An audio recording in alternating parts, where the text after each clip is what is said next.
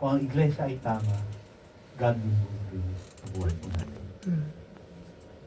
Ito po ang takeaway rito sa slide na to. Don't be a part of the crowd. Don't be a part of the crowd. Don't be part of the crowd. Ano yung crowd? Outsider. Hindi ka outsider. Maging insider ka, kapatid. Pag ikaw insider, be involved. To the ministry. Napakarami ng tao sa outsider. Huh? Insider. Ano application nito? Mahaba-haba pa pala tayo, kapatid. 7 more slides and we have only 16 minutes in one day. So ano po sabi po rito? We can't come or we cannot just come to church to receive information and inspiration. Hindi daw enough yun. This is not enough. Actually, it attacks God's very purpose of creating community, which is a picture of the future. Ibig sabihin, we must cement ourselves into the community. Do our part to be part of it.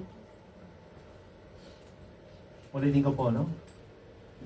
Kung tayo pupunta lang, receive information and inspiration, I think sa una, yan ang ginagawa po natin. But as we move forward, maging matured kapatid, hindi ito ang gusto ni God. Okay? Ang gusto ni God is semento. I-cement na. Pambihira, no? I-cement. Ano yung nasa picture? Nasa background? Ano yan? Grass.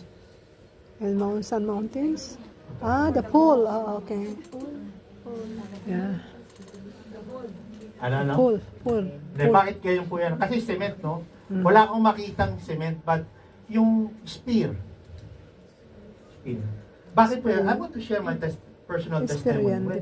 In my early days in Hong Kong, ilang taon na ba? 19 years ago? Parang ganun. Okay. Early days in Hong Kong, kapatid.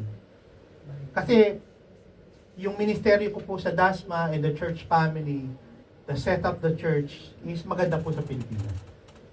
Kasi wala pa akong comparison. Doon po kami nakakilala, doon kami pinalago ng ating Diyos sa Dasma, COG Dasma. So when I have a chance to work here in Hong Kong, sabi ko, babalik ako rito. Babalik ako sabi ko dito sa Hong Kong, baka wala pa ako isang taon, babalik na ako ng Pilipinas. Habang dito na ako sa Hong Kong, sabi ko, babalik na lang ako sa yung bang lilipad-lipad ka, kahit magastos. Doon ako mag-ministeryo sa Pilipinas. Ganun nangyayari. Yun pong nasa isip ko. Until one time, nag-usap po kami ni Pastor Anthony, the late Pastor Anthony. Ano mo sabi sa akin? Maging spear ka. Ano yung spear? Bumaong ka na dyan.